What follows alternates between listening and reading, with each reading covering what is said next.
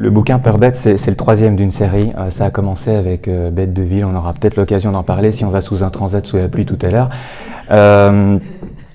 Mais l'idée, c'est que petit à petit, donc je suis architecte, paysagiste, et puis petit à petit, je suis devenu une sorte d'ambassadeur des bestioles.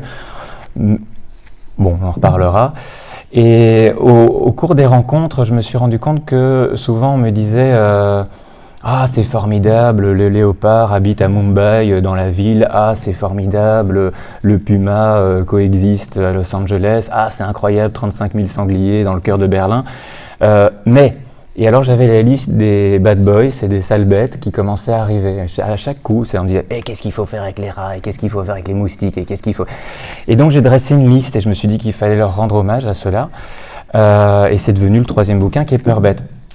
Je me suis intéressé à ces questions-là parce qu'on a tendance à les classer. Alors dans nos villes, on s'en est rendu compte, on habite avec tout un tas d'animaux, que la ville soit très dense et que ce soit une métropole, ou que la ville soit diffuse et qu'elle soit étale. En réalité, nos villes se sont agrandies sur nos territoires. Et puis, moi, j'ai grandi en Belgique. Pour moi, la Belgique, ce n'est qu'une seule ville, parce que ce sont des arcs urbains et chaque petit village est connecté l'un à l'autre. Et finalement, si on regarde ça d'un peu plus loin, on se rend compte que c'est une grande ville avec quelques trous dans la maille, mais c'est tout. Donc les animaux circulent et on a marché sur leur territoire, voilà. Alors il y a des animaux évidemment qui nous font peur, plus que d'autres. Et puis on a chacun peur d'animaux particuliers. Il y en a qui sont très sympathiques et qu'on a évidemment envie d'inviter pour prendre le thé, surtout les Anglais. On a tendance, ça s'appelle un biais cognitif en psychologie, on a tendance à classer quand on rencontre un autre, quel qu'il soit, mais même un humain.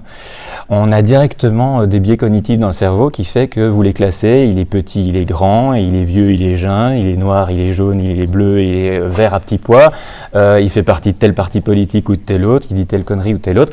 Et donc petit à petit, vous le classez et vous avez une idée automatique, mais en fait, chez les animaux, c'est pareil. C'est-à-dire qu'on a tendance à les classer, il y en a qui ont un capital sympathie important, le hérisson, et puis le rat, l'araignée, capital sympathie très bas, et on a plutôt tendance à prendre sa chaussure pour le chasser. Pourquoi ? Parce qu'on a des souvenirs, on a été éduqués, on a des cultures, on a des mythologies, on a des légendes, on a eu un apprentissage qui fait que le vautour moine, après des années de tentatives pour le réintroduire en France, etc., maintenant il est là. Dans les Pyrénées, il commence à bouger de plus en plus et il commence à venir s'installer sur le cerisier en fleurs du square de quartier d'une petite ville pour regarder les gamins jouer dans une balançoire. Alors les parents, évidemment, ils pensent à quoi ? Ils pensent tout de suite à ça, quoi. Alors que c'est pas du tout les mêmes vautours, que c'est pas du tout les mêmes trucs, mais que c'est une famille, voilà. Donc manque de connaissances, et donc on a tendance à associer des choses qui n'ont pas à être associées. Et même si c'était cela, je pense que les enfants sur la balançoire ne craindraient pas grand-chose. Donc quand j'ai fait ma liste de méchants, puisque c'était ça, c'était une liste de vilains, il faut savoir si vous êtes un peu branché cinéma ou cinéma de genre, les vilains sont beaucoup plus intéressants que les super-héros. C'est toujours Batman, il a un pet dans le crâne, donc ça va, il est intéressant, mais les méchants à qui il fait face sont beaucoup plus intéressants. Et j'ai fait ma liste de vilains en demandant autour de moi qui avait peur de quoi. Donc il y a des grands classiques qui sont arrivés. Et moi j'avais une phobie, c'est fini, c'est réglé, c'était le requin. Et quand je vous parle de phobie, c'est-à-dire que c'est une peur irrationnelle qui devient handicapante. En gros, c'est ça la phobie. J'avais peur du requin à tel point que j'étais obligé de pousser la mousse dans mon bain le matin pour vérifier qu'il n'y en avait pas un, quoi. La piscine publique, fallait pas m'en parler, alors aller dans la mer, bon.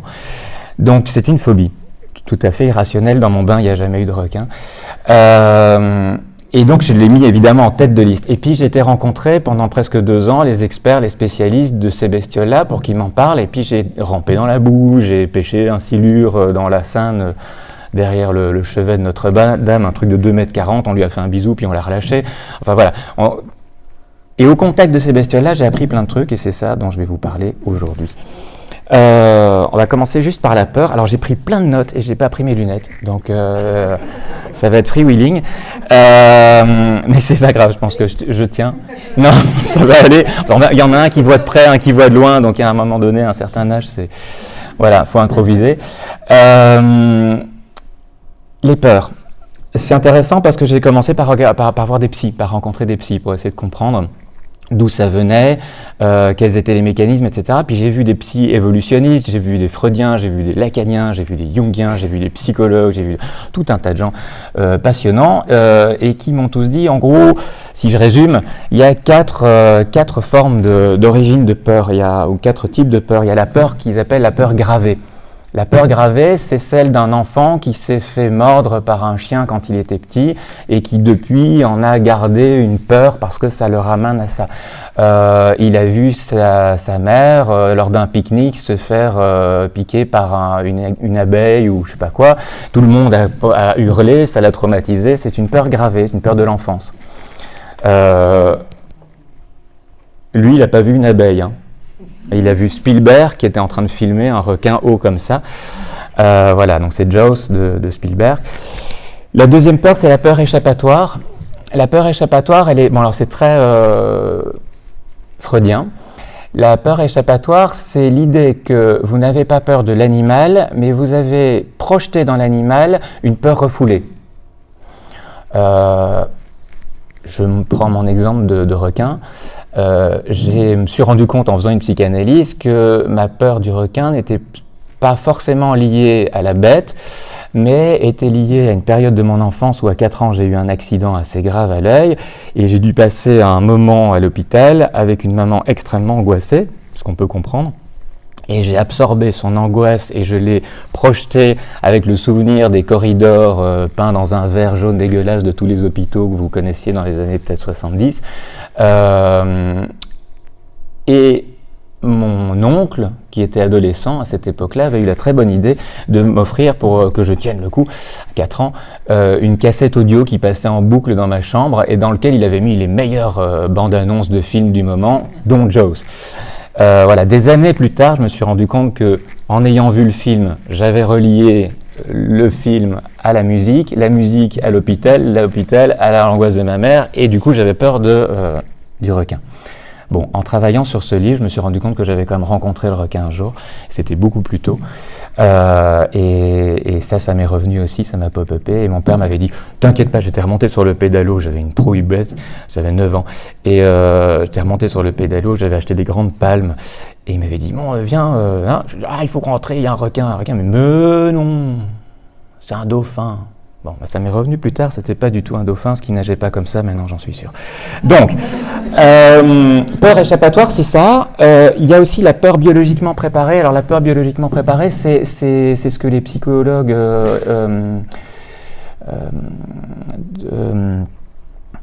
allez. Il parle de ça parce que l'idée, c'est que cette peur-là, elle fait partie d'un élément dans votre cerveau reptilien et ça vous aide à éviter le danger. En gros, c'est ça, le vertige vous évite de tomber dans le vide, la peur des requins ou des serpents vous évite d'aller lui frotter le nez contre... voilà. Donc c'est une peur qui est... les psy évolutionnistes pensent que c'est quelque chose qui est bon. Et la dernière, c'est la peur héritée. Parce que la peur, c'est contagieux, que ça s'attrape très facilement et que ça se communique. Et donc, ça passe par l'éducation, ça passe par la culture, le grand méchant loup et le futé chat ou le renard. Enfin, vous connaissez toutes les histoires comme ça. Vous savez aussi que la Bible a fait beaucoup de mal aux serpents dans la culture judéo-chrétienne, alors que, par exemple, en Indonésie, il y a des temples, il y a des palais dédiés aux serpents, que l'araignée chez nous est plutôt mal vue, alors que dans les cultures musulmanes, elle a sauvé le prophète, donc elle est plutôt bien vue, c'est un signe de... Voilà. Donc tout ça fait partie de cette peur héritée. Et puis il y a différents degrés de peur, je vous promets, on va parler des animaux. Il y a plusieurs degrés de peur.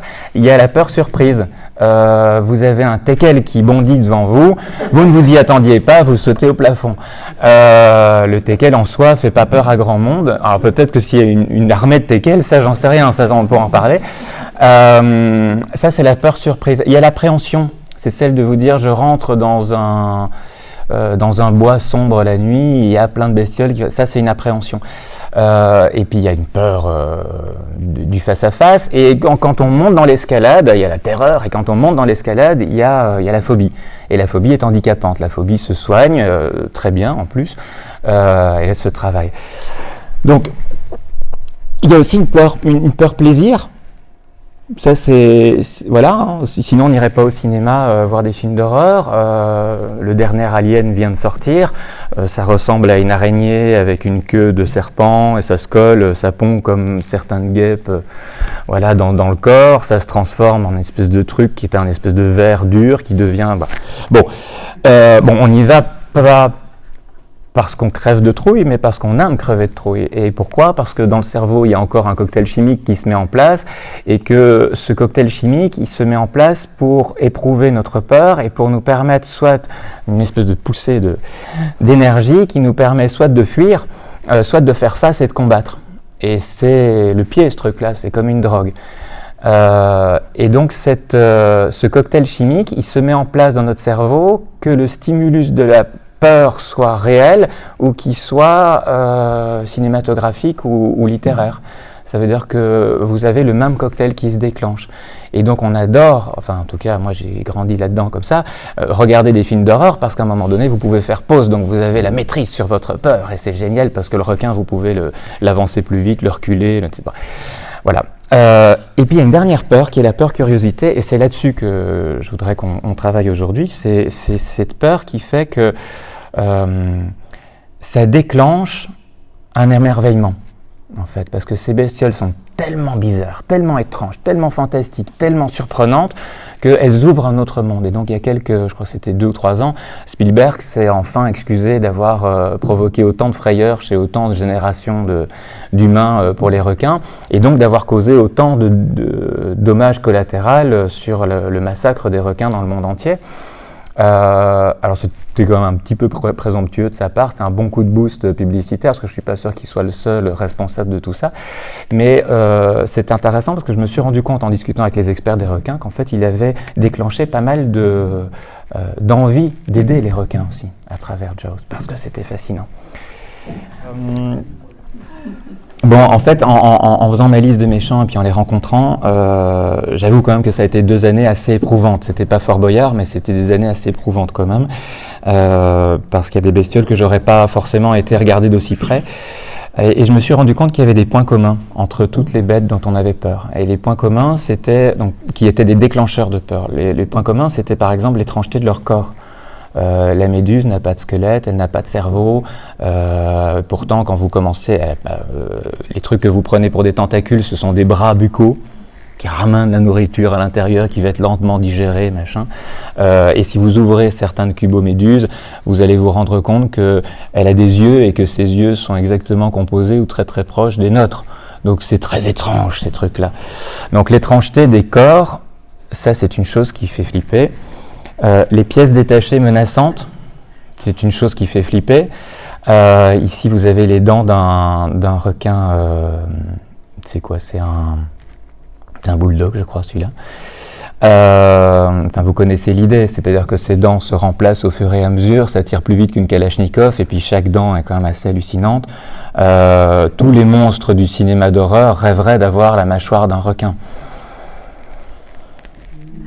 Des mouvements inattendus. On en parlait hier soir, de la danse du mal, voilà. Ici, vous avez une araignée pan, en costume mexicain, qui fait une danse particulière pour sa femelle. Il faut savoir que en fait, la femelle va s'accoupler une fois dans sa vie, donc il ne faut pas se louper. Il faut choisir le bon, quoi. Et donc, il donne tout ce qu'il a. Mais c'est surprenant, parce que ça ressemble pas à une araignée pour nous. Donc tout d'un coup, le truc relève son derrière, c'est déguisé, machin, il commence à danser. Bon, là, c'est plutôt sympathique et c'est plutôt marrant. Mais donc, il y a des mouvements qui sont inattendus, qui font peur. Des comportements qu'on fantasme. Les ratopnus, il suffit de regarder la littérature sur les ratopnus. Très souvent, on va leur donner des on va leur projeter des comportements ou des attitudes ou des intentions qui sont humaines, alors que c'est un ratopnu, c'est autre chose. Et donc la reine des ratopnus a un caractère un petit peu autoritaire, on va dire, donc il se frappe, il se machin, etc.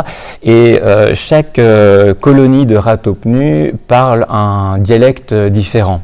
J'ai rendu compte de ça il n'y a pas si longtemps, et je trouve ça assez extraordinaire parce que du coup vous avez les ratopnus, alors on va prendre un exemple au hasard, vous avez les ratopnus bretons d'un côté, les ratopnus corses de l'autre, ok. S'il y a un corse qui arrive dans la colonie des bretons, il va dégager mais vite fait quoi, parce que on va taper dessus et vice versa, rassurez-vous.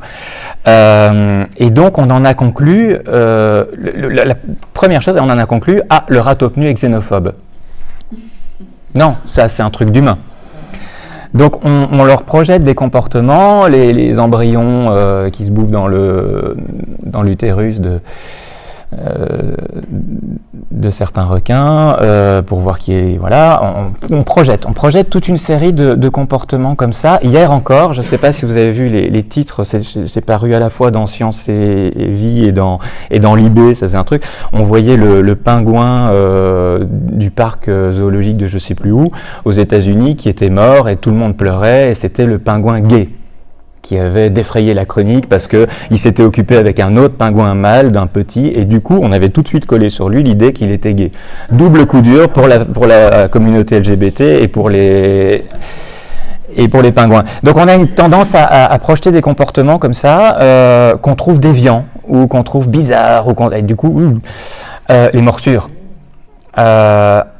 On s'est assuré que la plupart des animaux qui pouvaient nous manger aient disparu de la planète. Mais on en a laissé quelques-uns. Et ceux-là, ils nous font très très peur. Voilà, le crocodile est encore capable, certains crocodiles marins, est encore capable de nous bouffer. Ça inquiète. Et puis la morsure, ça fait mal, ça écrase, ça machin, ça fait peur évidemment. On a peur de leur maladie. Peut-être à raison pour certains cas, puisqu'on a quand même confiné un tiers de la Terre humaine il n'y a pas si longtemps. On a peur de leurs parasites. Chez le renard, on a peur de la rage, alors que depuis les années 80, on l'a éradiqué en Europe. On a peur de l'échinococose. Chez le rat, on a peur de la leptospirose, ou on fantasme la peste, et par exemple, ça c'est les tiques, la maladie de Lyme, etc. Et ça c'est un parasite, c'est un espèce de petit crustacé qui s'ancre dans l'œil d'un requin qui habite dans l'eau très très froide et très très profonde, qui le rend aveugle, mais en même temps, là où il nage, de toute façon, il fait très très très sombre, et ce petit crustacé va lui donner un coup de main parce qu'il est doré et il est un peu lumineux, ce qui fait qu'il va attirer les proies, et donc ça va permettre au requin de manger. Mais d'un autre côté, c'est un parasite terrible. Première chose, je vous dis, c'est un parasite, c'est un crabe, c'est un crustacé qui s'ancre dans votre œil, tout de suite, biais cognitif, et si ça m'arrivait demain, ça fait peur, voilà. Donc on a tendance à toujours tout ramener à nous et à toujours projeter toutes ces choses-là, alors que ces parasites-là, vous risquez pas de les croiser demain. Et puis, bien entendu, on a peur de l'environnement inquiétant. Alors là, j'étais censé avoir du son. Vous en avez un petit peu. Très peu.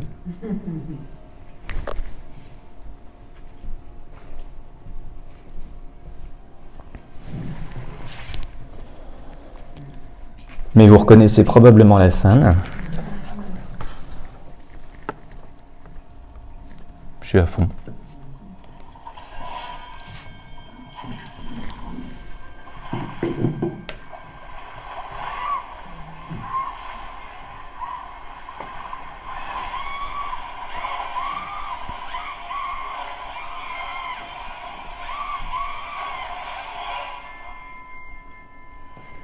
Pendant ce temps, sur la plage, tranquille, le gars.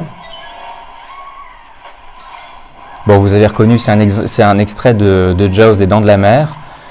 Quand je vous parle d'environnement inquiétant, c'est-à-dire que ça se passe la nuit, ça se passe dans l'eau, c'est-à-dire des endroits où on n'a pas le contrôle, où nous, on n'est pas à l'aise.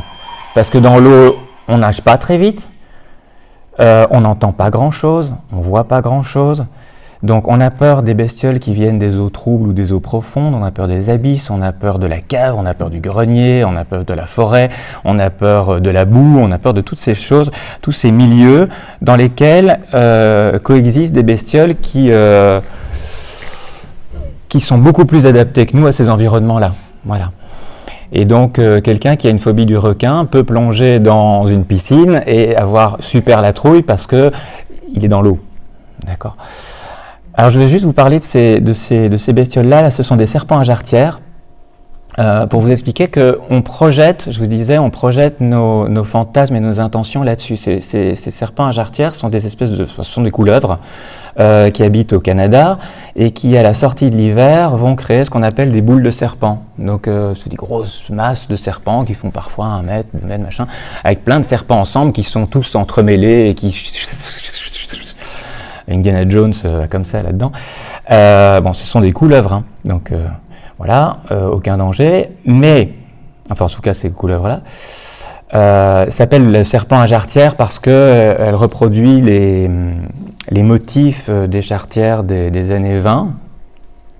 C'est très sexy, mais vous voyez déjà que rien que dans l'appellation du truc, on a relié de nouveau le serpent à un truc un peu sexy et un peu sulfureux. Ça date. Et quand dans les années 80, les scientifiques ont commencé à s'intéresser aux serpents à jarretière, ils ont essayé de comprendre pourquoi ils faisaient ces boules de machin, etc., et comment ça marchait. Et ils se sont rendus compte que, je vais vite et je caricature, mais en gros c'est ça, ils se sont rendus compte que certains des serpents mâles produisaient une hormone, un parfum, une phéromone, de serpents femelles. Et donc ils ont directement comme le rat xénophobe, ils ont dit, ah bah, le serpent à jarretière, il y a des travestis parmi les serpents à jarretière. Et donc ça les a fait marrer autant que vous. Et on s'est dit, ah ben voilà, un caractère déviant, le serpent à jarretière, c'est un travelot, machin, etc. Bon, ok. Ça, c'était les années 80, on a fait un petit peu d'évolution là-dedans. Aujourd'hui, on n'oserait plus dire ça. Et aujourd'hui, on s'est, donc il y a quelques années, ils se sont rendus compte que s'ils se frottaient, ils croyaient qu'ils se frottaient pour avoir des contacts avec les autres. Machin. En fait, ils font ça, ils se sont rendus compte que ce sont les plus faibles du groupe qui font ça. C'est-à-dire les plus petits, les plus ténus, c'est-à-dire ceux qui ont le moins de chances de survivre au début du printemps quand il fait encore froid, parce qu'au Canada, au début du printemps, ça caille encore un peu. Et donc, en se frottant les uns contre les autres, ils se chauffent en fait. Et s'ils n'avaient pas fait la phéromone femelle, les autres ne les auraient pas frottés de la même façon ou avec la même vigueur. Voilà. Donc ça encore, c'est une espèce de projection qu'on s'est fait. Le serpent à jarretière, 1, jarretière, 2, voilà, bon, etc.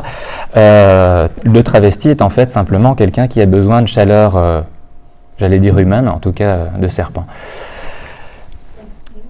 Et quand je vous dis que la peur est héritée, c'est pas uniquement dans la Bible, j'ai arrêté de taper dessus, c'est aussi dans la pop culture, dans le cinéma de genre, dans les articles tous les jours qui paraissent dans les journaux. J'ai encore un truc l'été dernier sur les mouettes psychopathes et les goélands cannibales.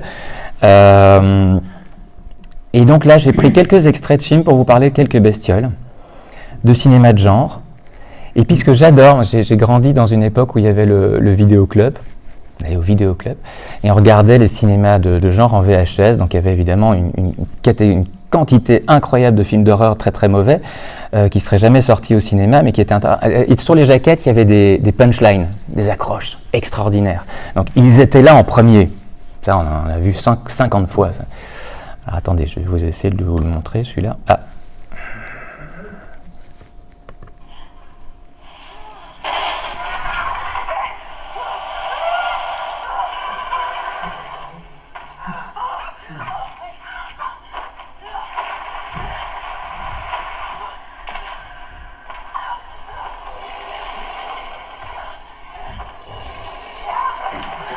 Vous avez vu qu'il est dans une cave.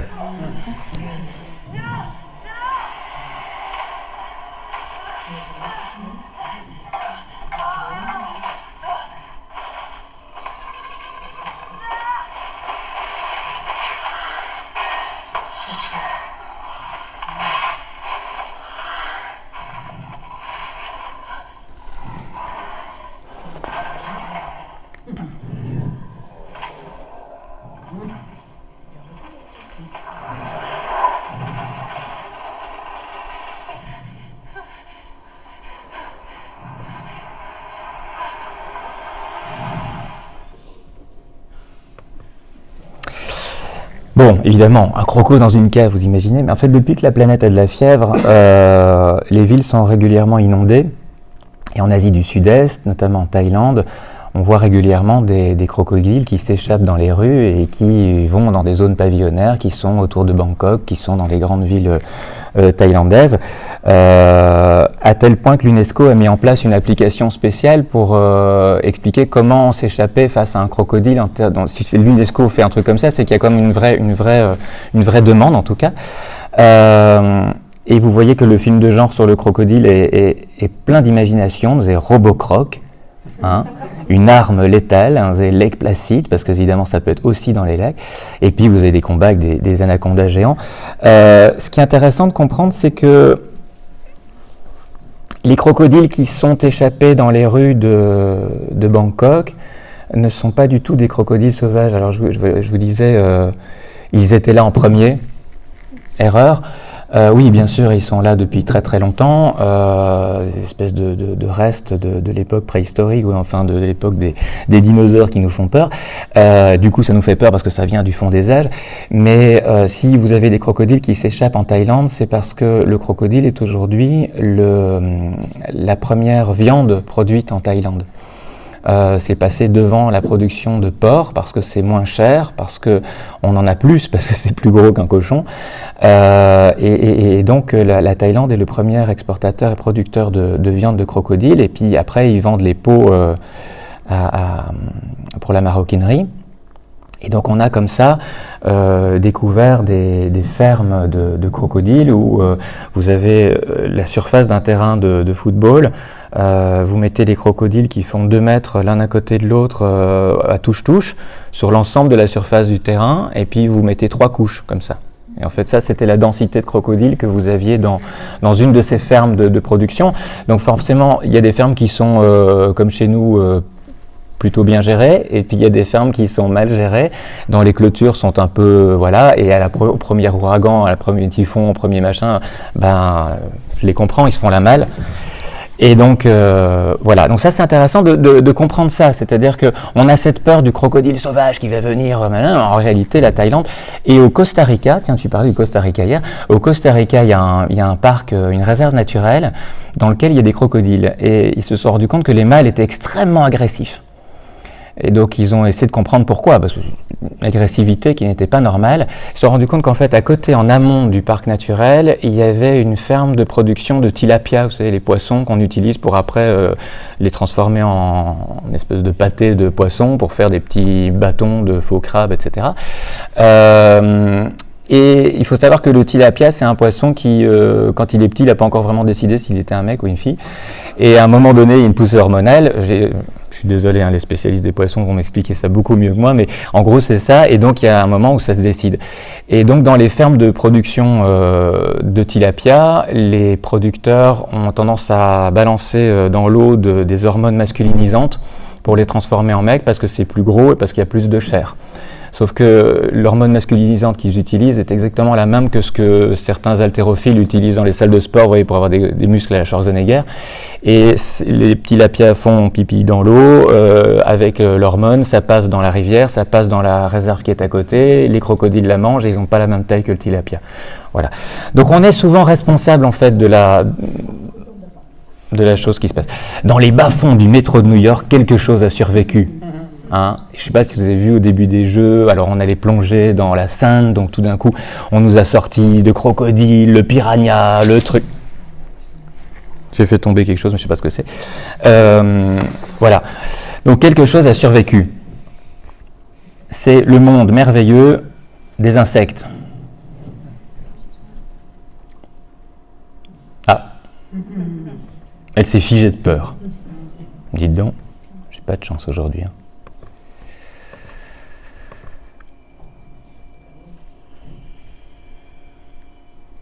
Déjà de base, le métro de New York. Il n'y a personne, c'est étonnant. Parce que c'est tourné à Barcelone.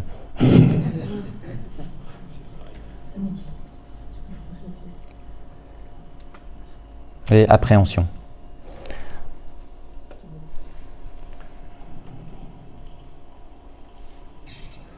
Elle est seule, il fait noir, hein, tout est réuni.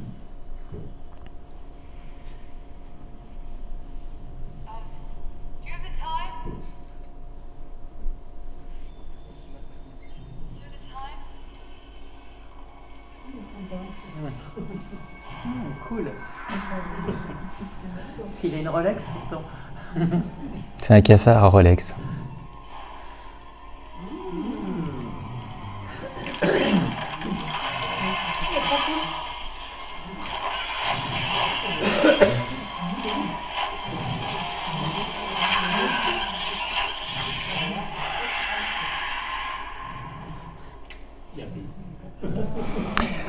Voilà. Donc évidemment, on a peur des insectes dans la cave. On a peur des insectes un peu partout. Les grillons, les cafards, tout un tas de trucs, les fourmis de feu qui viennent de Sicile et compagnie, les punaises de lit. Voilà, et donc c'est toujours le même système, hein, au cinéma. D'abord ça grouille, ça rentre dans votre bouche, ça vous pique, ça pond sous votre peau, etc. Ok. Je vais pas avoir le temps de développer tout un tas d'insectes, mais je vous montre celui-là parce qu'il est intéressant, c'est Scutigère veloce. C'est évidemment, lui, il a trop de pattes, hein. Pour être honnête, il a 15 paires de pattes, il a des crochets venimeux. Alors ça, c'est intéressant aussi parce que quand on dit venimeux, ça ne veut pas forcément dire que c'est dangereux pour nous. La musaraigne est venimeuse, elle est plutôt mignonne avec son petit pif, machin. Mais on a tendance à dire « Ah, il y a autant de serpents venimeux ». Oui, mais il n'y en a quand même pas des masses dans les serpents qui sont dangereux pour nous. Et donc le Scutigère véloce, qu'est-ce que c'était? Attendez, je vous ai 2-3 chiffres. Voilà, il cavale à 40 cm par seconde, il fait des virages à 90 degrés, il fait des bonds d'1 mètre sans problème. Mais il nique les punaises de lit, c'est plutôt un allié intéressant, et d'autres trucs comme des moustiques ou comme des guêpes. Donc en fait, quand vous en avez chez vous, c'est plutôt bon signe. Ne l'écrasez pas, il ne va pas vous entraîner dans le métro. Où vous cachez-vous quand l'obscurité est vivante? C'est vrai que c'est pas mal. Ouais, les punchlines sont top, hein.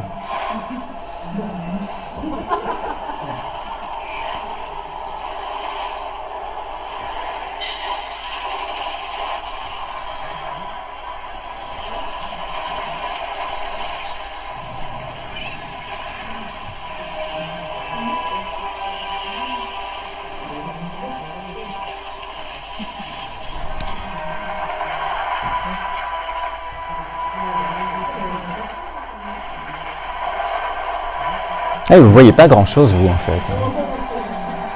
C'est encore plus flippant.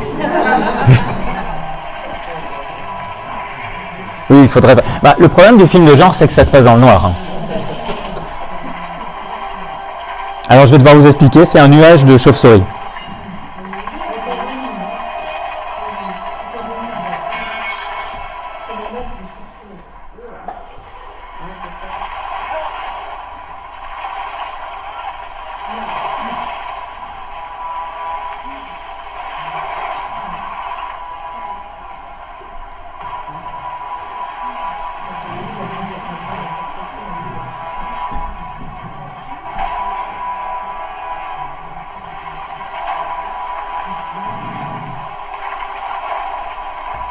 La ville la nuit, envahie par des nuées de chauves-souris, pilotée par, évidemment, un copain de Dracula. C'est l'animal du diable, hein, c'est le monstre, hop là, c'est le monstre ultime, toujours associé aux démons, toujours associé aux maladies et aux fléaux. Alors on n'a pas complètement tort dans l'idée où la chauve-souris est un vaisseau de plein de virus, dont un qu'on connaît plutôt bien là, récemment. Et en même temps, ce qui est super intéressant, c'est qu'il contient forcément la clé pour le combattre, ce virus, puisque lui, la plupart du temps, il y survit, à part certaines rages. Sur les 1400 espèces de chauves-souris, parce qu'on dit toujours la chauve-souris, c'est toujours la même. hein. Elle a des dents comme ça, elle a une cape. Alors il y a une version Batman, mais la plupart du temps c'est quand même méchant. 1400 espèces de chauves-souris. Sur les 1400 espèces de chauves-souris, il y en a 1300 et quelques qui sont menacées aujourd'hui, qui sont en voie de disparition pour certaines, pour beaucoup. Et puis il y a des chauves-souris très différentes. La plus petite, c'est celle-là, c'est la chauve-souris bourdon. Elle elle tient sur le bout du doigt. Elle fait 3 grammes. Les chauves-souris, les renards volants, ils font 1m70 quand ils sont déployés. Le molosse du Brésil, il vole à 3000 mètres d'altitude, enfin il peut voler jusqu'à 3000 mètres d'altitude et il fait du 100 km/h. Donc enfin voilà, il y en a qui sont très différentes des chauves-souris. Et sur les 1400 chauves-souris, il y a 3 espèces qui sont des chauves-souris hématophages vampires. Les autres, elles mangent des insectes, plutôt bienvenus, elles mangent des fruits, des fleurs, du pollen, etc. Elles ont des langues adaptées pour... Et récemment, j'ai travaillé sur la chauve-souris vampire, et puis au muséum, on me montre une chauve-souris avec des très grands crocs comme ça. Et je dis, ah, celle-là, c'est une chauve-souris vampire. Elle me dit, mais absolument pas. Et j'ai dit, c'est bizarre, en plus, elle a des narines avec des espèces de tubes comme ça qui sortent. Il me dit, ça sert à quoi? Oh, je sais pas. Réfléchis. Et donc on cherche, hein. Et moi je suis comme un gosse, donc j'adore ces trucs-là. Et en fait, ce sont des chauves-souris qui, grâce au grand croc, vont choper une mangue qui est mûre dans l'arbre, ils s'accrochent. Et après, ils ont une langue qui est comme une espèce d'épée, qui va aller creuser un trou dans la mûre et qui va faire centrifugeuse, comme chez vous dans la cuisine, pour se choper du jus. Et pour éviter d'étouffer, en fait, elle a 2 tubas à la place des narines pour pouvoir sortir la tête du jus. Voilà. Donc en fait, les chauves-souris, c'est un monde qui est tout à fait fascinant aussi. Il y a plein d'espèces différentes, elles ont des comportements sociaux extraordinaires, et on est loin d'être dans dans la chauve-souris vampire. L'écolocalisation, alors il y en a qui ont des grandes oreilles, d'autres qui ont des trucs dans le nez, enfin c'est complètement dingue. Alors, l'homme a voulu les exterminer, ils prennent leur revanche. Ça va, on a encore un peu de temps? Je suis un peu...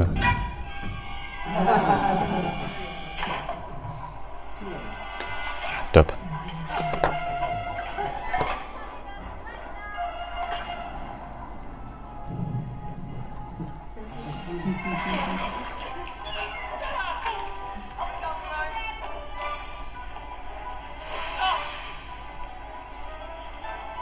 Sympa, Ratatouille.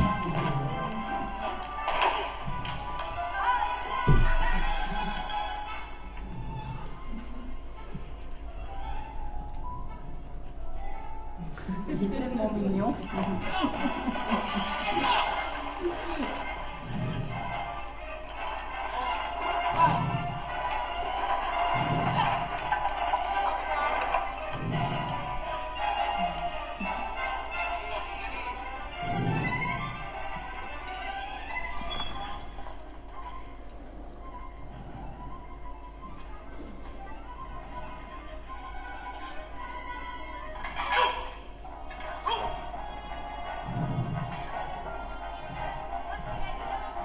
Passe un sale quart d'heure, hein, quand même, Ratatouille. Il est trop fort. Comme tout.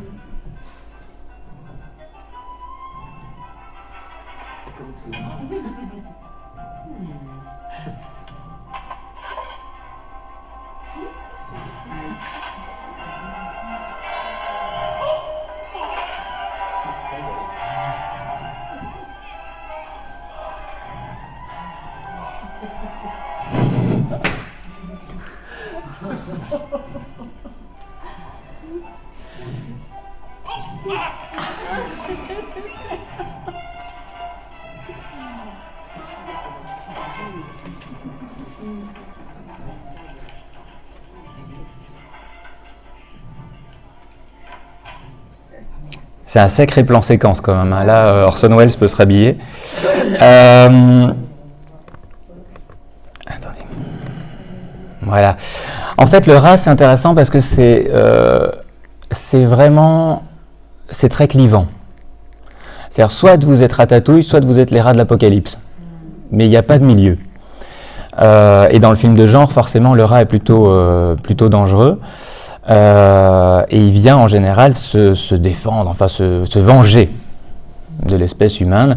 Donc ce sont des rats mutants, ce sont des trucs comme ça. Ratatouille est plutôt sympathique dans l'aventure.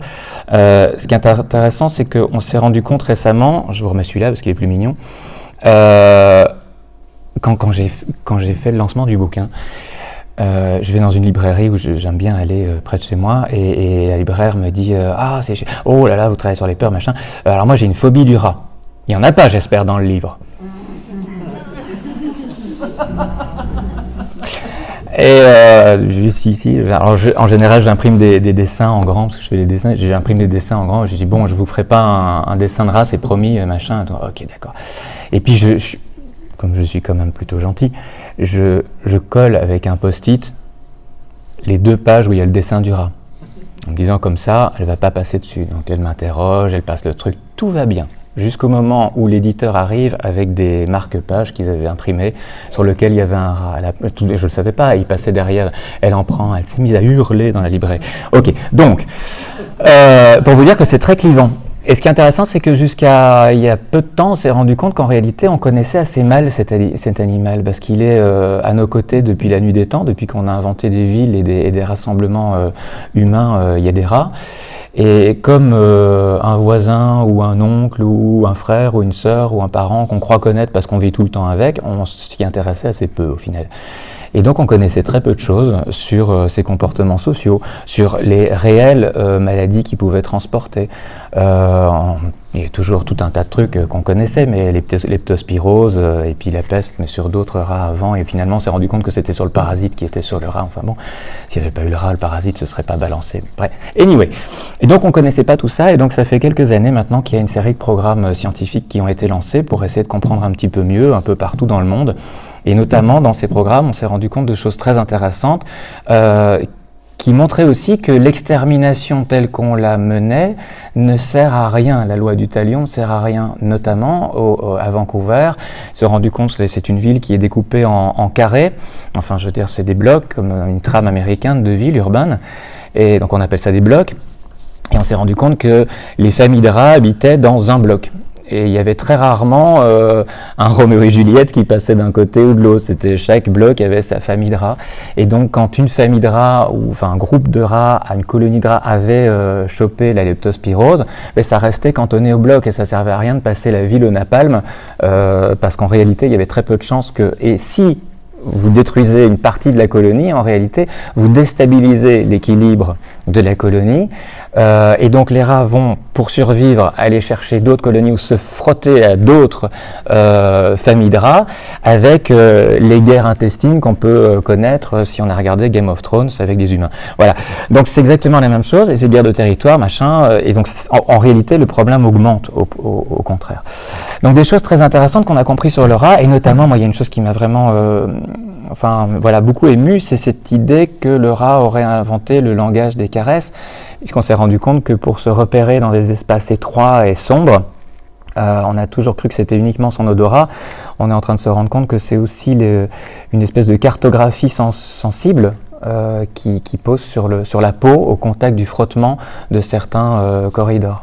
On s'est rendu compte de ça parce qu'on passait chaque fois le labyrinthe à la javel pour éviter qu'il ait laissé des traces et des machins, et il se repérait. Donc on s'est rendu compte qu'il avait une peau ultra sensible et que c'était probablement... Bon, c'est assez joli, vous imaginez si nous on avait un langage des caresses aussi développé que le rat. Ayez peur, ayez très très peur. Alors ça marche pour tout, mais...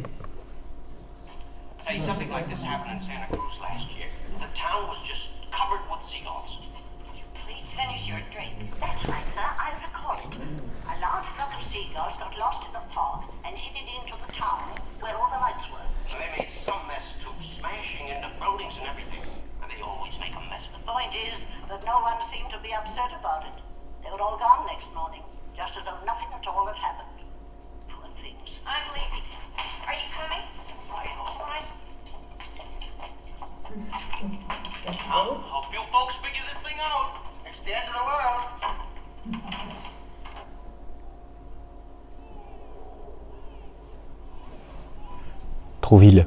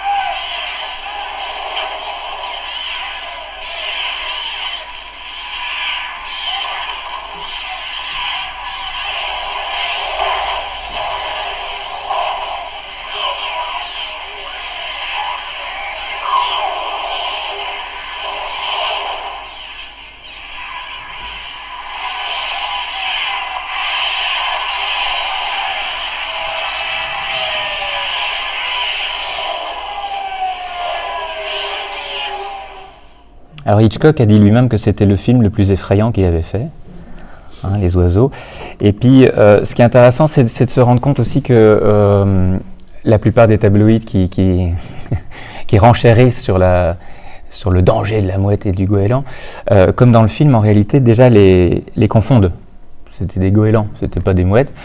C'est déjà aussi différent qu'une grenouille et qu'un crapaud, ou qu'un bourdon et un faux bourdon, ça n'a juste rien à voir, c'est deux espèces totalement différentes, de familles différentes. La peur des oiseaux, c'est une phobie qui est dans le top 3 des peurs animales, des phobies animales. Donc c'est une phobie avec laquelle, là je rigole avec vous un petit peu, parce que je vois que vous sautez pas au plafond en courant dehors, donc je comprends que vous n'êtes pas trop phobique des oiseaux.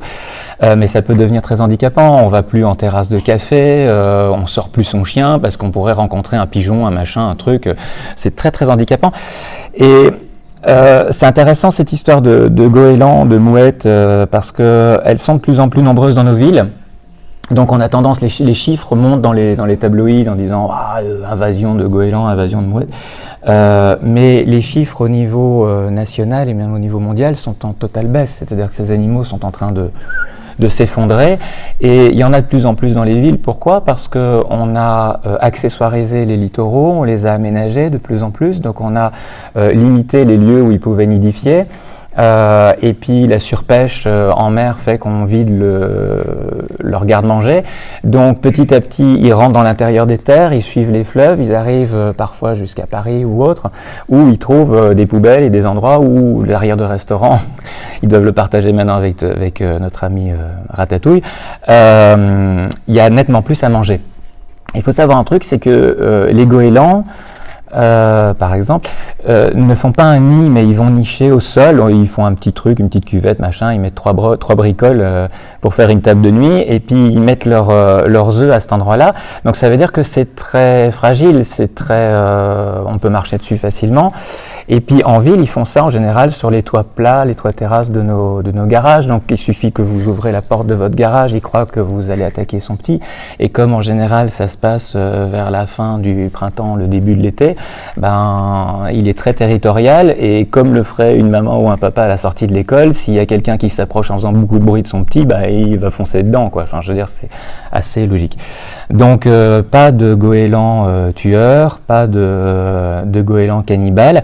Et une de ces croyances aussi, c'est intéressant, c'est le fait qu'au début du XXe, les scientifiques s'étaient rendus compte que les bébés goélands essayaient d'attraper tout ce qui était rouge. Et donc on en a conclu que c'était un comportement carnassier par rapport à la viande, etc. Et puis ce n'est que bien plus tard qu'on s'est rendu compte, dans les années 40, qu'en fait les parents avaient une petite tache rouge sur le bec, et que quand le petit tapait sur la petite tache rouge, les parents régurgitaient de la nourriture. Donc c'était simplement le bouton de l'ascenseur pour avoir à manger, ou le bouton du micro-ondes pour avoir à manger. Et Konrad Lorenz, dans les années 70, avec son complice, ils ont obtenu le Nobel pour avoir prouvé que ce comportement, il était inné, et que ce bouton rouge, il existait chez beaucoup d'espèces, et que chez nous, ça s'appelait un téton. Voilà, donc on a peut-être des trucs en commun avec le goéland, finalement, qu'on ignore. J'ai trouvé qu'en Angleterre, ils avaient une chose qui était plutôt marrante sur les terrasses de café. Ils distribuent, sur le littoral anglais dans le sud, ils distribuent des pistolets à eau. Alors en fait, ça fait marrer les gens parce que ça fait dégager les machins, ça leur fait mal ni à l'un ni à l'autre, et puis ça met en dérision cette histoire, cette peur de la mouette ou du goéland. Alors, vous détestez les araignées, elles vous détestent déjà. Donc hier soir, j'ai appris du coup, comme ça, on est invité ici, et j'ai appris qu'il y avait une nouvelle espèce d'araignée que je ne connaissais pas, qui était l'araignée de château. Je suis très impressionné. Mais donc vous voyez déjà, rien que dans la punchline, elle vous déteste déjà. Hein. C'est...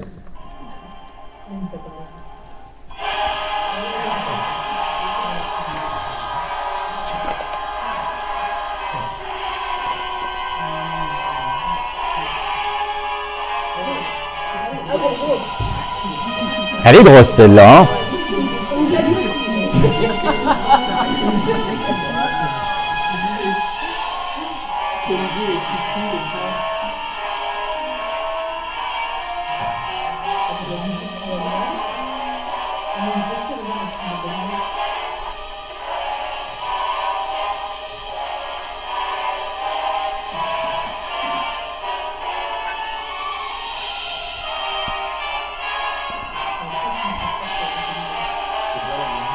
Ouais, la musique est géniale. Hein.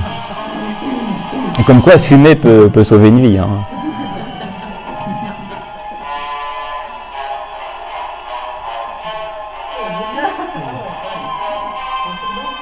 Il est ridicule avec son cure-dent.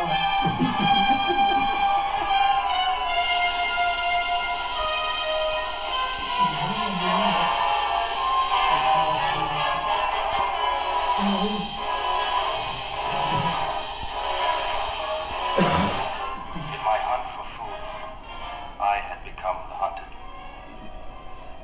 This time I survived. But I was no longer alone in my universe. I had an enemy.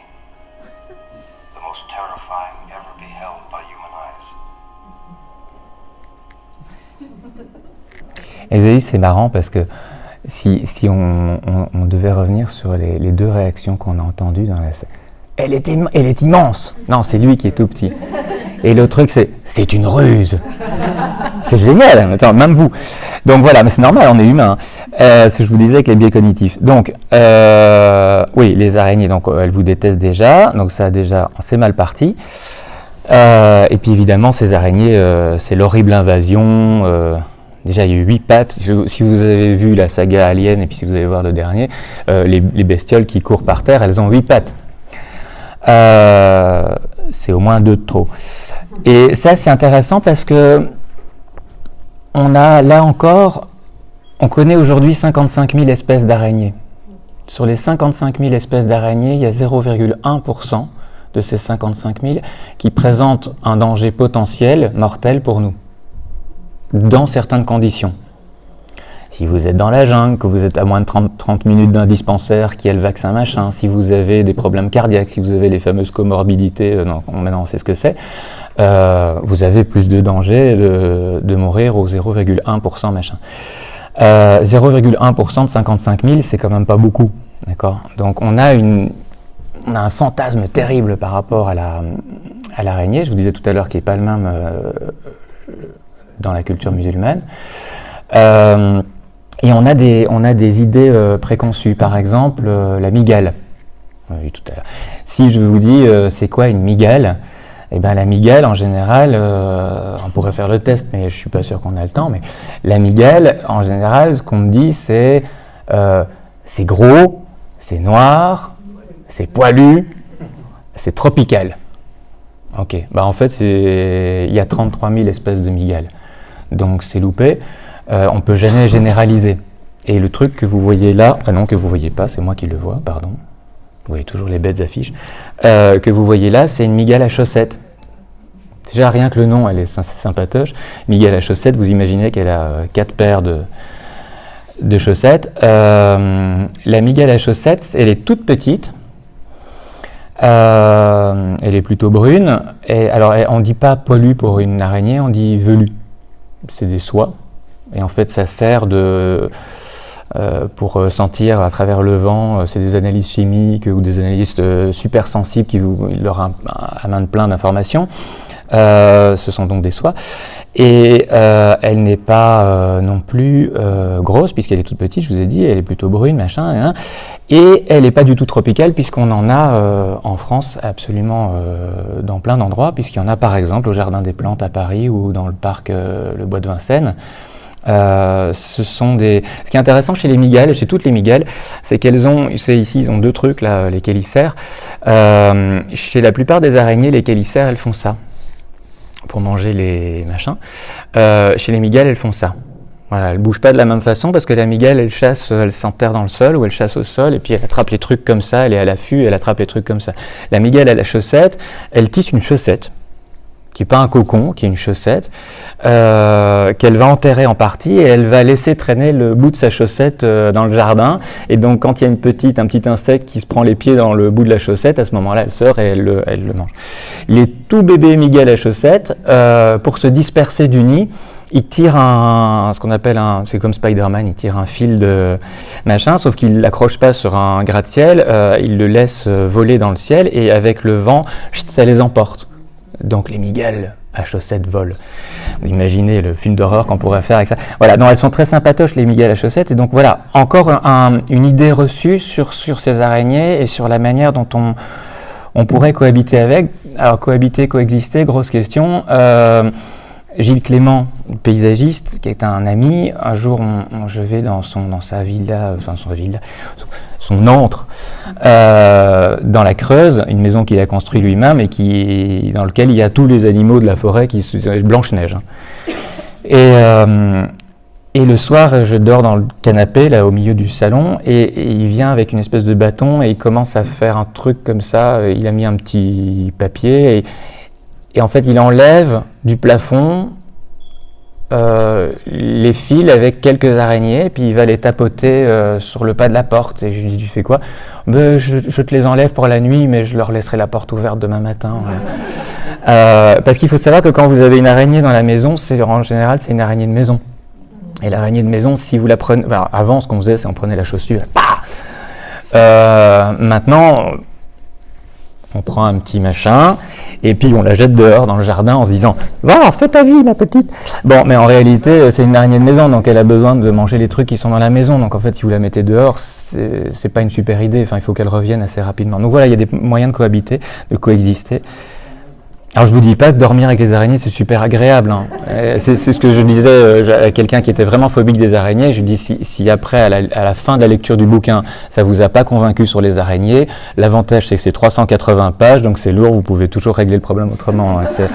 Bon, après moi j'ai pas un truc sur les araignées. Alors inspiré d'une histoire vraie, ça c'est aussi une punchline qui arrive à chaque coup. J'ai presque fini, hein. Ils arrivent. L'inévitable catastrophe.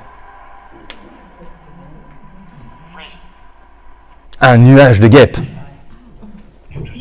Le nutricide.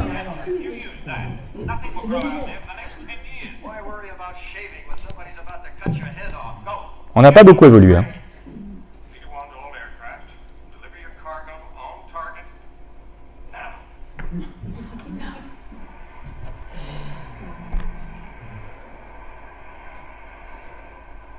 A-t-on vraiment évolué ?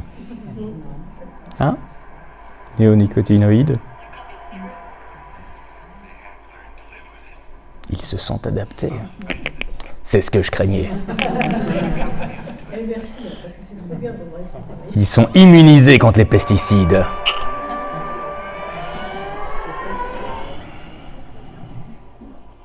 Ils ont l'air un peu bêtes là, hein.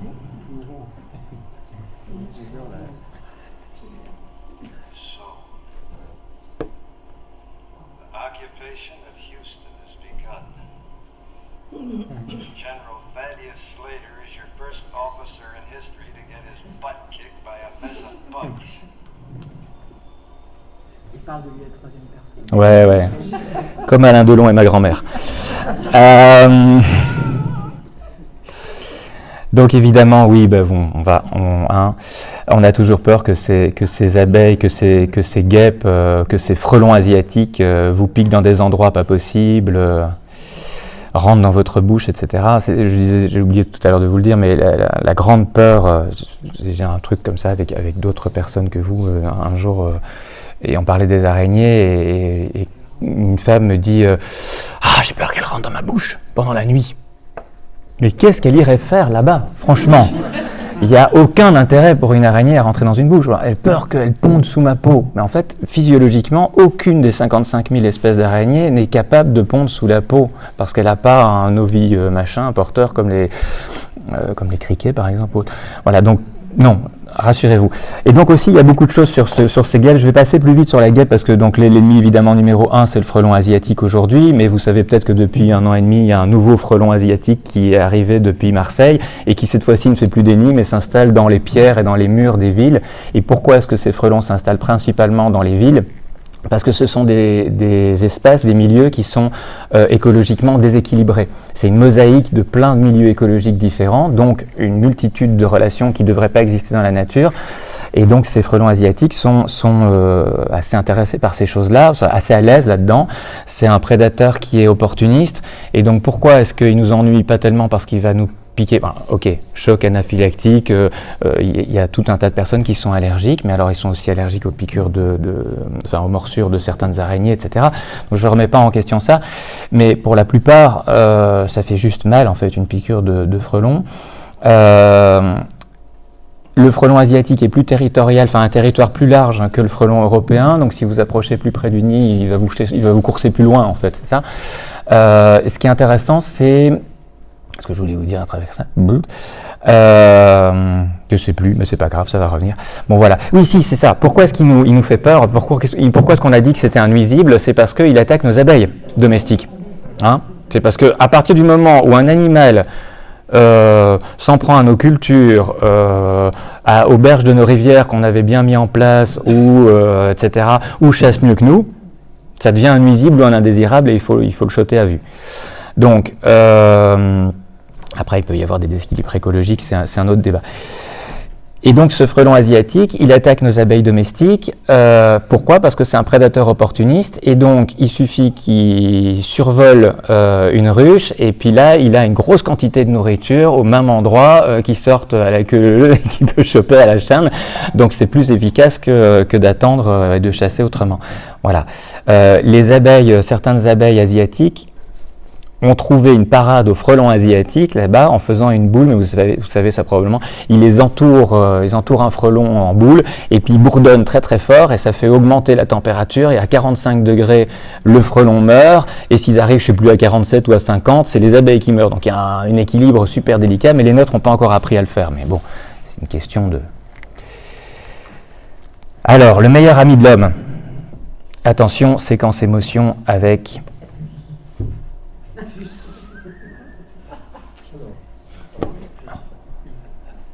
Bah, ça marche pas. Ah si, parce que ça bouge presque pas, mais... Ouais, c'est comme ça. Ah, ça ressemble au confinement. Ça renvoie.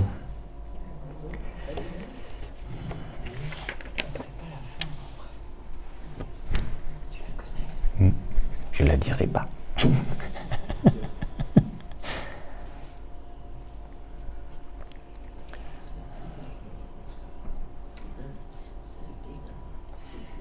Voilà un film directement inspiré par Madame et son teckel.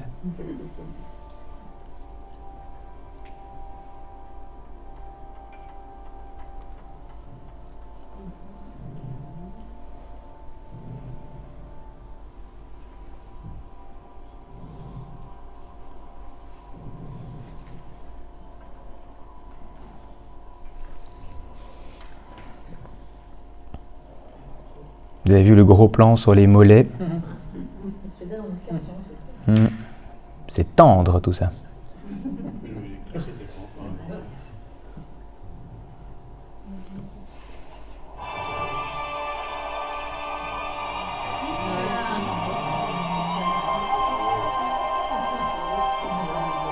La réunion annuelle de Teckel.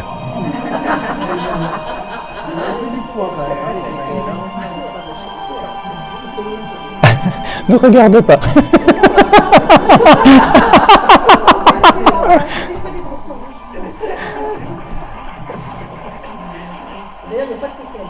Non. Si vous les regardez bien, ils sont tous en train de se marrer. Hein.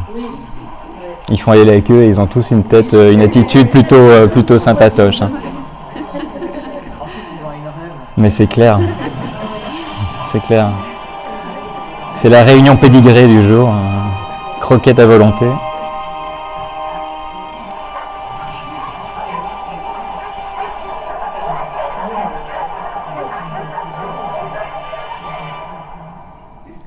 Je vous montre ça parce que quand j'ai fait ma liste de méchants, le chien évidemment n'était absolument pas dedans parce que pour moi il n'y a aucun... J'ai été surpris que... Bon, en fait non, si, il y en a beaucoup qui ont peur des chiens.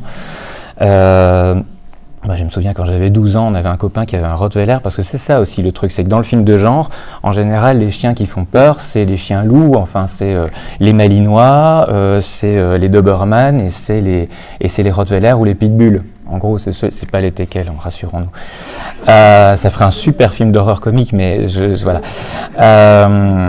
Et donc, quand moi j'avais une dizaine d'années, on avait des copains qui avaient des très très gros Rottweiler, et je me souviens que je jouais avec eux en leur lançant une bûche, et ils ramenaient parfois des blocs de béton cellulaire qui croquaient comme ça sur le truc, et ils mettaient ma tête dans la gueule de ces chiens. J'avais pas peur. Donc pour moi, c'était incroyable de le mettre sur la liste.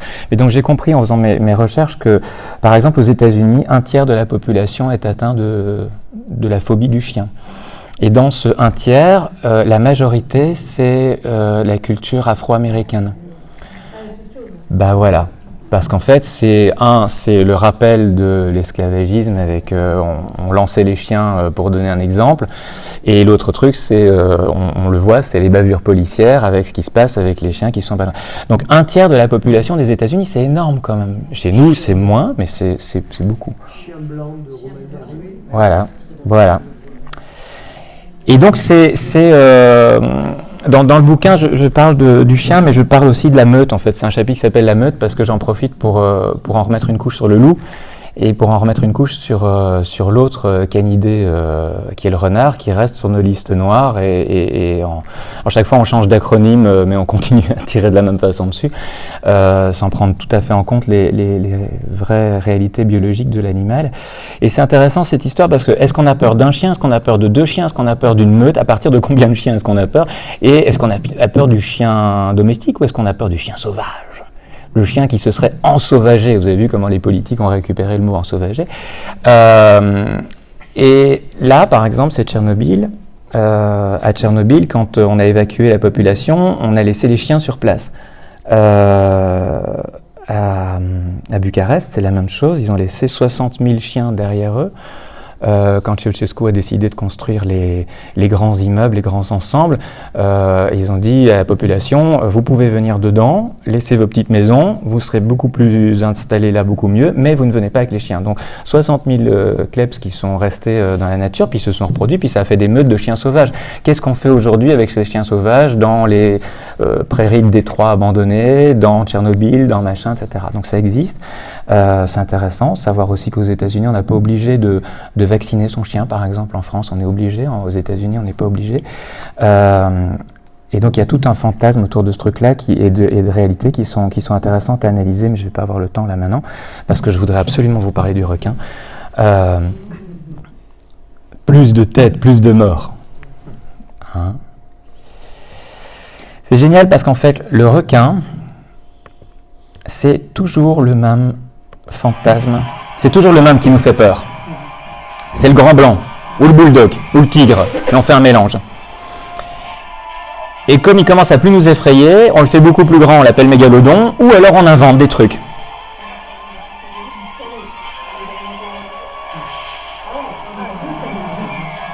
Je vous présente le requin à 5 têtes.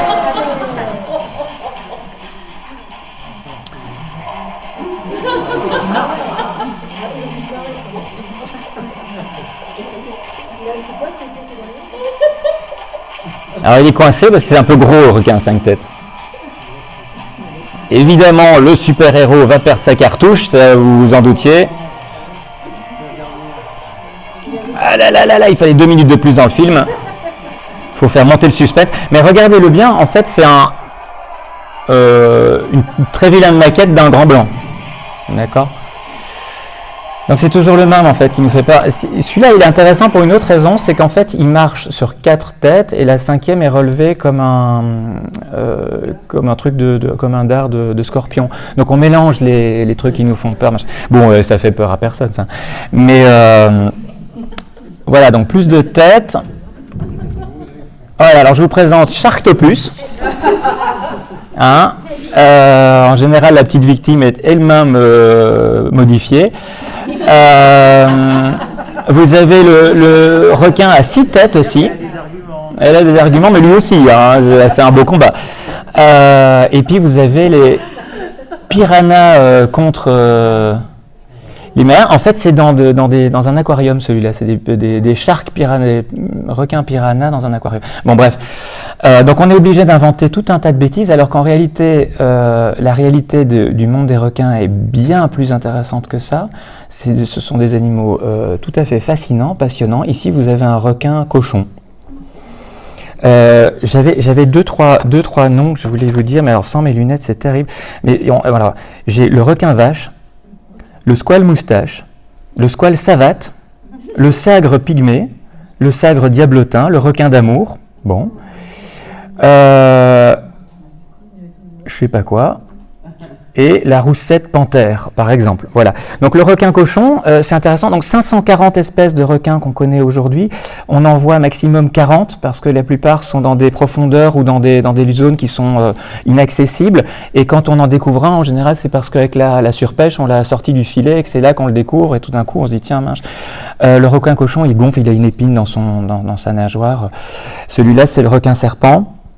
Il vit par 1500 mètres de profondeur, il peut faire 2 mètres de long, il capture ses proies en se détendant comme un serpent. Il a une mâchoire qui s'ouvre aussi beaucoup plus grand pour prendre des grandes proies. Il a 300 dents qui ressemblent à des tridents, acérés, et c'est donc voilà. Mais il est menacé. C'est une espèce qui est presque en voie de disparition. Vous allez dire, ah bah heureusement. Ben non, en fait. C'est dommage parce qu'il joue un rôle essentiel dans l'écosystème, celui-là aussi. L'autre gros flip des requins, c'est que, voilà, ceux qui l'ont vu trop tard.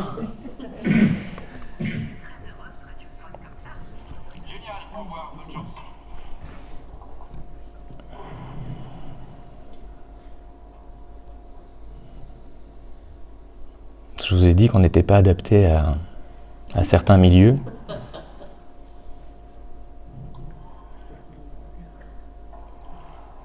Elle éteindrait les lumières, la bestiole viendrait moins et elle verrait mieux autour d'elle, mais bon. C'est plus cinématographique.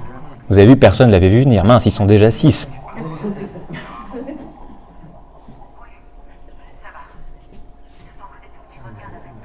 Ce sont des tout petits requins d'à peine 3 mètres. Tout va bien. Heureusement, moi j'ai calmé mon truc, parce que vous auriez dû terminer la conférence sans moi, quoi.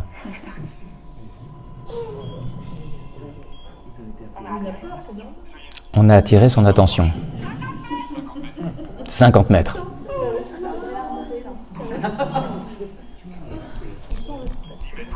10 mètres.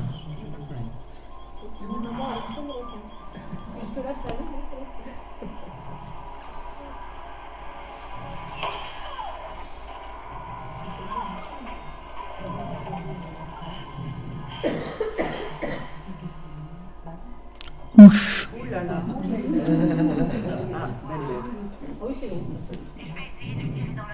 Oui. Bonne idée. Nickel. Bon plan. Ouais, elle est nickel. Bon, enfin voilà, vous avez compris le système. Et ça, c'est le grand génie de Spielberg dans Les Dents de la Mer. Donc ça, c'est Mégalodon, le truc, le film, c'est beaucoup moins bon. Le grand génie de Spielberg, c'est de ne pas avoir ou presque pas montrer la bête, en fait. C'est ça qui fait peur, on est en caméra. Et donc cette idée d'un requin invisible qu'on ne voit qu'à la dernière seconde, qui se retrouve dans beaucoup de films idiots. J'aime beaucoup le Ninja Shark, moi.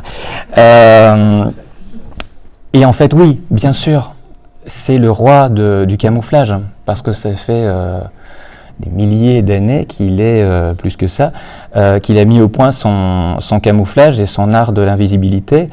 Et donc chaque requin est adapté à son milieu. Par exemple, là, vous avez un requin carpette qui est dans les corails, qui se fond complètement dans le corail et qui va chasser à l'affût et qui va sortir au dernier moment. Vous avez ici, alors on rigolait tout à l'heure, Ninja Shark, vous avez le sagre ninja, je sais plus quoi, lanterne, qui lui est entièrement sombre, qui dans les profondeurs où la lumière ne vient presque plus, et il a un contre-éclairage bioluminescent qui trompe l'ennemi. Voilà, donc c'est un requin ninja existe réellement. mais c'est pour ça que si vous regardez le requin gris par exemple, le requin bleu, son ventre est blanc et son dos est bleu ou gris, parce que quand on le regarde du dessus, ça se confond avec les profondeurs, quand on le regarde du dessous, ça se confond avec la lumière, le machin. Donc c'est un système de camouflage. Tous les requins ont mis en place, si vous regardez le requin tigre ou le requin des sables, le requin citron, il est sur des sables, il a la couleur du sable, enfin voilà. Donc c'est un animal qui forcément a appris à se camoufler puisque c'est un prédateur et qu'il est là depuis longtemps, donc il est vraiment super bien adapté. L'apocalypse a des dents. Et alors ça, c'est le truc le plus fou, je crois, dans le cinéma de genre, c'est avoir eu l'idée que le requin pouvait voler. Donc Sharknado, il vole parce que il est entraîné par un typhon, une tempête, un ouragan, et ça a soufflé les machins, et donc les requins volent. Mais je crois que mon préféré, c'est quand même Sky Sharks. Qu'est-ce qui est plus flippant qu'un nazi? C'est un nazi sur un requin volant. Voilà. Et donc un nazi sur un requin volant qui attaque un avion de ligne, ça c'est horrible, et c'est Sky Sharks. Je vous conseille, si un jour vous voulez, voilà, juste avant des élections, ça peut être intéressant.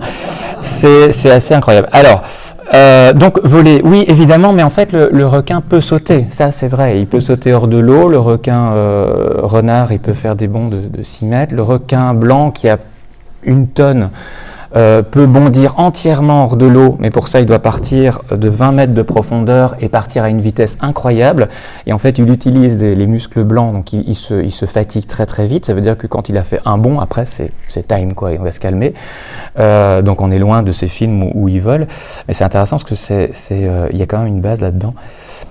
J'ai pas pu m'empêcher parce que là, je voulais vous faire plaisir quand même. Voilà, j'ai pensé à vous là ce matin, je me suis dit non, ça voilà, il vous le fallait. Ah ben vous voyez comme il rebondit en plus.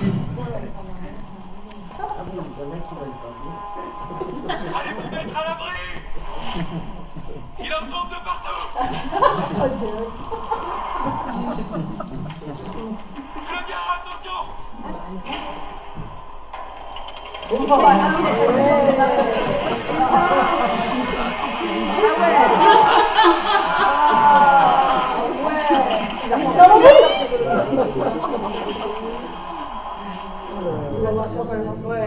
Ah, je vous dirai pas s'il est sorti ou pas. Mais évidemment qu'il ressort. Non, alors en fait, je vous demande ça parce que d'abord c'est débile, mais c'est pas pour ça que je vous le demande. Je vous le demande parce que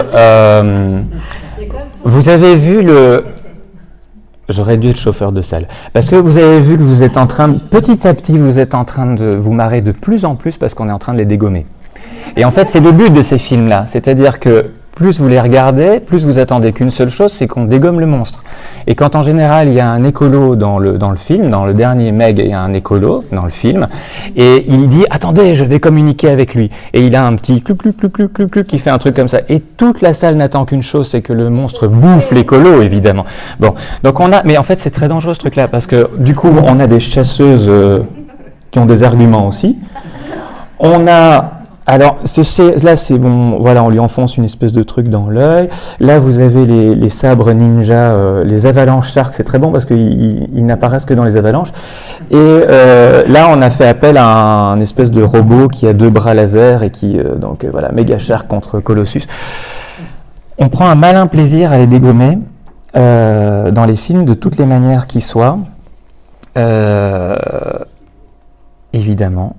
Mais la réalité, c'est que, ça c'est une vraie image, c'est qu'on tue plus de 100 millions de requins par an, et ça c'est juste une estimation.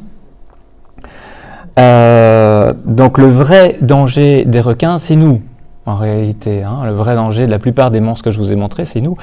Ici, c'est une photo ça se passe en Australie, c'est les filets anti-requins. Il y a encore pas mal de villes en Australie qui installent ces filets anti-requins autour des plages et qui chopent notamment des requins marteaux qui sont dans une baisse, voilà. Et ce qui est intéressant, c'est de comprendre qu'il y a une loi qui date des années 40 en Australie et qui dit que si vous détachez un requin du filet pour le libérer, vous avez une amende, en fait, de 75 000 €. Voilà, donc vous êtes hors la loi si vous libérez un requin qui s'est empêtré dans ces trucs-là. Donc il y a des villes qui travaillent aujourd'hui avec des filets qui provoquent des ondes sonores, enfin, et qui, en principe, les met à distance. Et puis il y en a d'autres qui choisissent des filets qui sont, je veux dire, l'équivalent des barbelés et qui en fait sont là pour les couper en rondelles et pour les attraper, pour que les surfeurs puissent, voilà.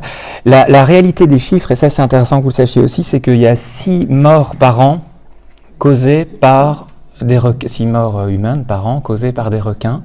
Alors ne sont pas comptabilisés là-dedans les rencontres provoquées de requins, de tourisme exceptionnel, là où on va plonger exprès, machin, pour les chipoter. Donc, 6 morts par an, ça veut dire qu'il y a 7 fois plus de chances de se faire foudroyer. Il y a 40 fois plus de morts humains par an piqués par une abeille. Alors ce chiffre-là, je vous le donne quand même, mais vous ne risquez pas grand-chose ici, quoique peut-être un peu plus loin, mais il y a 60 fois plus de chances de vous faire piétiner par un hippopotame, et il y a 130 000 fois plus de chances de mourir de la piqûre d'un moustique, avec ce qu'il transporte. Voilà, donc en fait, la loi du talion ne fonctionne pas, on le sait, c'est pas efficace.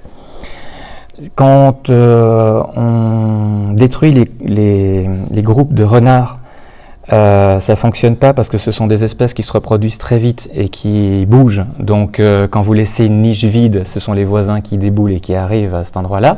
Ça ne marche pas. Les requins, ce sont des animaux dont la plupart sont des migrateurs. Donc si vous le videz d'un endroit, il y en a qui vont revenir. Il y a eu une expérience à Hawaï comme ça pendant plusieurs années où finalement ils ont tué 4668 requins. Sauf que la chasse, c'est pas sélectif. Et donc sur les 4668, il y en avait que 550 qui étaient des requins bulldogs qui peut-être un jour auraient pu provoquer quelque chose. Donc l'érosion continue et les rats, je vous ai expliqué tout à l'heure que ça ne fonctionnait pas puisque vous déstabilisez le système. En fait, la vraie chose dont on devrait avoir peur, c'est un monde sans requins. C'est un monde sans oiseaux, c'est un monde sans loups, c'est un monde sans araignées. C'est un monde sans tous ces monstres-là qui, en réalité, participent à un écosystème beaucoup plus vaste, beaucoup plus complexe, beaucoup plus intéressant. Notamment la pullulation des méduses et la conséquence. Avant on avait des années à méduses, des années sans méduses, maintenant vous en avez chaque année, vous êtes bien placé pour le savoir, et puis ça fait chuter le tourisme, ça fait chuter machin, c'est pas agréable de devoir nager en combinaison néopren à pas pour faire des magnifiques photos instagrammables, mais sinon c'est voilà. Pourquoi est-ce que les méduses pullulent? Il y a 9 raisons, et ces 9 raisons c'est nous. Voilà. Alors on sait bien de blâmer le changement climatique, mais on devrait blâmer aussi le politique, l'économique, le machin, etc. Voilà, il y a 9 raisons. Je ne vais pas les décrire ici, mais elles sont bien. Il y a 9 raisons pour lesquelles nous on est responsable. Et une des raisons, par exemple, c'est trop d'intrants dans les champs, qui font que ça nourrit les sols, qui font que ça part dans les rivières, qui font que ça nourrit les zooplanctons, qui font que le zooplancton explose, et quand le zooplancton explose, il y a plus de méduses parce qu'il y a plus à manger. C'est un exemple. Nos déchets plastiques, nos barquettes plastiques, une petite plaque de frigolite comme ça, traverse l'ensemble de la planète avec les courants marins, puisqu'on n'a qu'une seule mer. Après, on l'appelle comme on veut, mais c'est qu'une seule surface de flotte, et traverse les courants marins, et c'est comme ça que certains polypes de méduses se sont accrochés d'un côté de la planète et arrivent aujourd'hui chez nous et envahissent le territoire d'autres méduses. Voilà. Donc c'est... Voilà, tout ça c'est là-dedans. Alors même si le teckel est content... voilà, et donc l'idée aujourd'hui c'était vraiment ça, c'était de vous montrer, d'essayer de décrypter ces peurs, d'essayer de voir et de vous donner deux, trois pistes pour vous donner envie de savoir qui est cet affreux personnage là en dessous, ou cette grenouille absolument mignonne comme tout mais qui est toxique au possible. Et ce sont 2 parents adorables, des glingos mais adorables, le casoar et la grenouille fraise. Voilà, et chacun raconte des histoires et chacun a un monde immense à découvrir, et je vous invite à les découvrir. Voilà, merci beaucoup.